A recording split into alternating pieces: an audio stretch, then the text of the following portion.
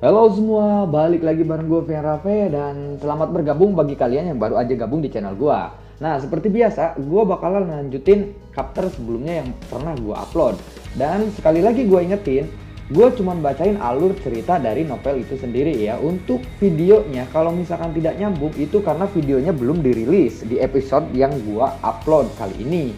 Jadi, tanpa banyak basa-basi, yuk kita langsung check this out aja alur ceritanya. Di episode sebelumnya, Yellow yang menyuruh Xiaoyan untuk segera menelan pil yin yang-nya, Xiaoyan meragukan keaslian dari pil tersebut karena tidak ada efek samping ketika dia sudah berhasil menelannya. Gurunya lalu berkata, jika tubuhmu dalam keadaan baik-baik saja atau tidak terluka sedikit pun, tidak akan ada efek sampingnya. Xiaoyan lalu berkata, jangan bilang tidak ada manfaat sedikit pun saat ini, ucap Xiaoyan. Kekuatan raungan naga itu telah diwariskan ke tubuhmu saat ini. Gue coba jelasin sedikit di sini ya. Jadi pil naga yin yang itu berisikan skill kayak auman kayak gitu atau kayak owl. Jadi dia si Xiaoyan itu kalau nelen pil yin yang itu dia akan mempunyai skill kayak teriakan gitu, tapi suaranya suara yang bisa ngerusak mental yang ngedengernya. Jangankan orang atau binatang buas sekalipun, jadi akan ada ya pokoknya skillnya skill awal gitu ya. Oke ya, cukup ya penjelasannya sedikit aja. Gurunya kembali berkata, tugasmu selanjutnya hanya mencari teknik Dou tipe serangan suara. Ketika di masa depanmu kamu bertemu dengan lawan yang kuat, Anda bisa mengguncang mentalnya dengan auman suaramu. Bukankah itu sudah cukup menguntungkan buatmu? Ucap dari Yellow. Apalagi gelombang suara yang mengandung aura naga memiliki daya mematikan yang sangat besar terhadap tubuh spiritual. Jika kelak di masa depan Anda bertemu dengan musuh yang sangat kuat, kamu bisa merusak mentalnya dengan skill auman ini, ucap dari Yellow. Xiaoyan langsung berdiri dan mencoba suara auman di hutan ini. Sontak penggunungan yang awalnya sunyi seketika mengguncang hingga hewan ajaib berlarian ketakutan. Namun setelah itu Xiaoyan batuk-batuk. Yellow lalu berkata, meskipun saat ini kamu telah berhasil mewarisi aura naga pil dari naga misterius Yin Yang, jika kamu hanya mengandalkan aura naga untuk memancarkan gelombang suara semacam itu, tenggorokanmu akan mengalami kerusakan yang sangat hebat. Bahkan kamu bisa berubah menjadi bisu.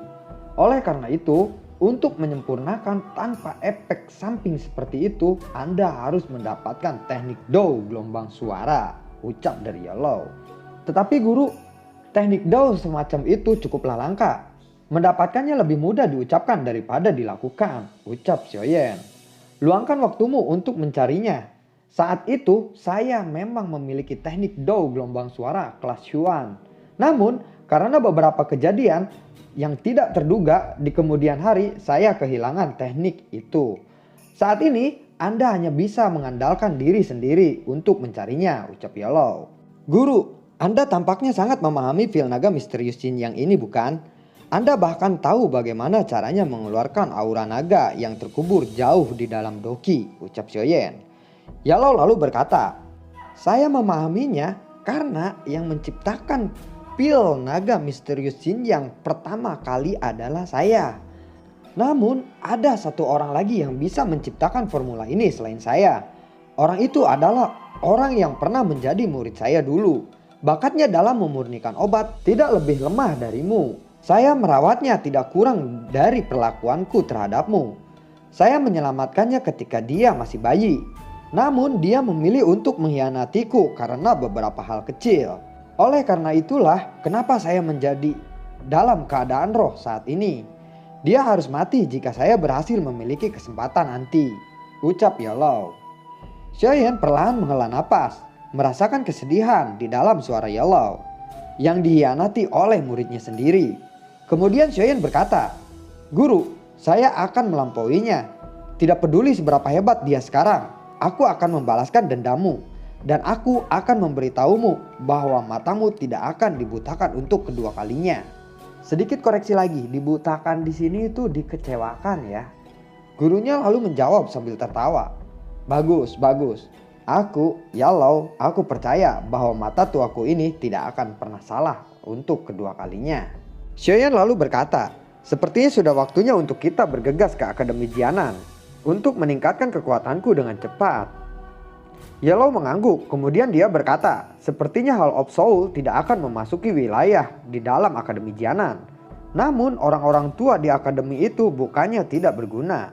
Anda harus melupakan meminjam kekuatan spiritual saya untuk mengelabui orang-orang tua di sana. Penglihatan orang-orang tua di sana sangatlah tajam. Sangat mudah bagi mereka untuk mendeteksi jejak saya. Yellow berbicara sambil tersenyum. Guru, bukankah guru terlalu meremehkanku? Meskipun saya berhasil berulang kali mengalahkan orang-orang kuat karena guru, apakah saya meminta Anda untuk membantuku bertarung melawan orang seusia saya? Ucap Xiaoyan. Seketika Yellow menempeleng kepala Xiaoyan. Ayo pergi. Baik guru, saya sudah menantikannya, ucap Xiaoyan. Singkat cerita, Xiaoyan sudah mendekati perbatasan kota Jianan. Yellow mengatakan, bocah kecil, kita mendekati Akademi Jianan. Kamu harus turun. Tidak ada yang diizinkan terbang dengan paksa dalam jarak 50 km dari Akademi Jianan. Kalau tidak, Anda akan diserang tanpa pertanyaan dan basa-basi. Sesaat kemudian, Xiaoyan mulai melangkah masuk ke gerbang utama perbatasan kota Jianan. Tiba-tiba terdengar suara keras dari pria parubaya. Dia berkata, siapapun yang ingin memasuki kota damai harus melaporkan identitas, nama dan lain-lain. Jika tidak, kalian bisa melupakan untuk memasuki kota ini. Selain itu, setelah Anda melaporkan nama dan identitas Anda akan mengkonsumsi pil obat ini. Percaya dan yakinlah bahwa obat ini bukanlah racun. Itu adalah pil obat yang disempurnakan oleh Departemen Alkemis. Jika Anda semua memiliki niat membunuh di dalam hati Anda, pil obat ini akan melancarkan cahaya merah dari dalam tubuh Anda. Maka unit penegakan hukum kami akan datang mencari Anda. Sedikit informasi lagi, ternyata kota Jianan dan wilayah sudut hitam merupakan tetangga tapi bermusuhan ya. Nah, oleh karena itu perbatasannya itu sangat ketat. Lalu Xiaoyan berkata, apakah para siswa di Akademi Jianan perlu memakan benda ini? Pria parubaya itu berkata, apakah Anda murid dari akademi ini? Xiaoyan lalu menjawab, seperti yang Anda katakan. Hanya saja waktu itu ketika saya lulus tes rekrutmen, saya mengambil cuti untuk jangka waktu tertentu. Karena itu hari ini saya kembali lagi ke sini, ucap dari Xiaoyan. Pria parubaya itu kembali bertanya, apakah kamu melewati aula sudut hitam sendirian untuk datang ke sini? Xiaoyan lalu menjawab, iya.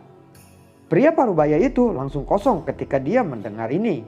Wajahnya dipenuhi dengan keterkejutan. Perlu diketahui bahwa biasanya siswa akademi harus dikawal oleh beberapa orang untuk menyeberang wilayah sudut hitam karena mengenai kerawanan di sana. Teman muda, tolong katakan nama, usia, dan instruktur rekrutmen Anda, ucap pria parubaya itu. Xiaoyan lalu menjawab, nama Xiaoyan, 18 tahun, instruktur Rowling. 18 tahun? Anda berani menyeberang wilayah sudut hitam pada usia 18 tahun sendirian? Anak kecil, terlepas dari Anda percaya atau tidak tentang apa yang sebenarnya, ini adalah pertama kalinya saya melihat seorang dengan keberanian seperti itu. Ditambah lagi melihat usia Anda yang baru saja 18 tahun. Pria parubaya itu melambaikan tangannya dan dia membalikkan badannya, menginstruksikan orang-orang untuk menyelidikinya.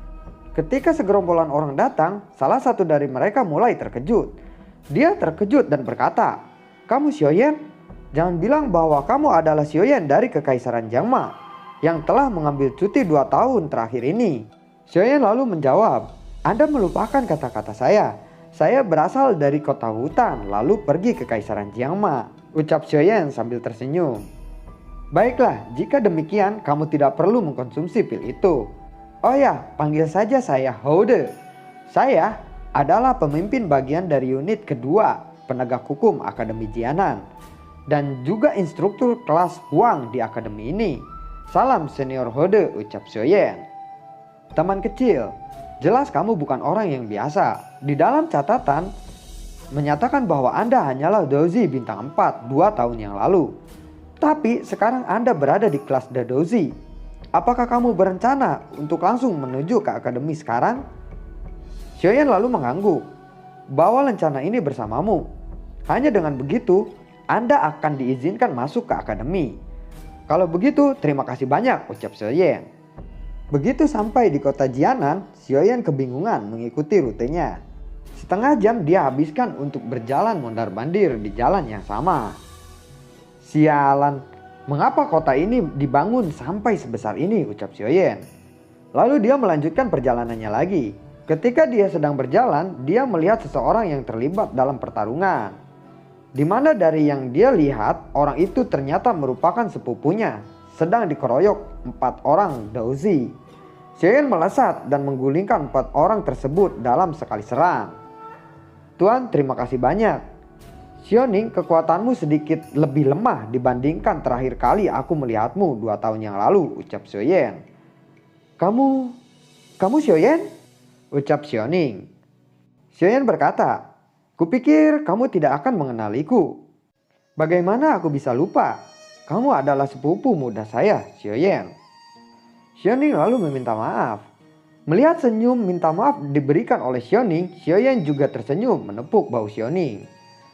Orang-orang itu mengapa menyerangmu, ucap Xiaoyan. Itu mengenai masalah Sun Er. Orang-orang itu terus mencoba mendapatkan berita tentang Sun Er dari saya.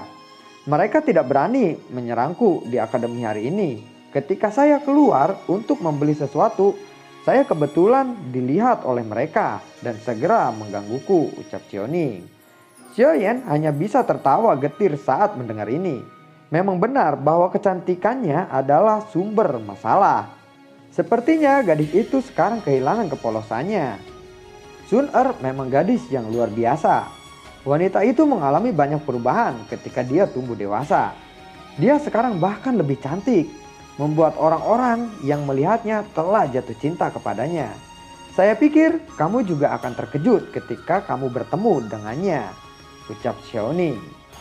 Sial, aku benar-benar lupa. Hari ini adalah kompetisi kualifikasi akademi dalam. Instruktur Rowling tidak bisa menahan omelan Sun Er untuk memasukkan nama Anda di daftar. Xiaoyan, mari kita bergegas. Kamu harus segera absen sebelum terlambat. Jika tidak, saya khawatir namamu akan dihapus. Begitu dia selesai mengucapkan kata-kata itu, Xiaoning menarik Xiaoyan dengan cepat berlari menuju akademi kuno. Di sisi lain, Sun Er yang berada di akademi, dia sangat mengkhawatirkan Xiaoyan. Dia lalu berkata, sepupu penetua Xiaoyu, apakah Xiaoyan Keke masih belum datang? Saya tidak tahu persis apa yang telah dilakukan orang itu. Saat itu kami sepakat bahwa dia hanya bisa mengambil cuti 1 tahun. Sekarang dia telah menyeretnya selama 2 tahun penuh. Apalagi dia masih belum absen tahun ini, ucap Xiaoyu. Xiaoyan Keke harus cepat ke sini, ucap Sun Er. Saya juga berharap seperti itu.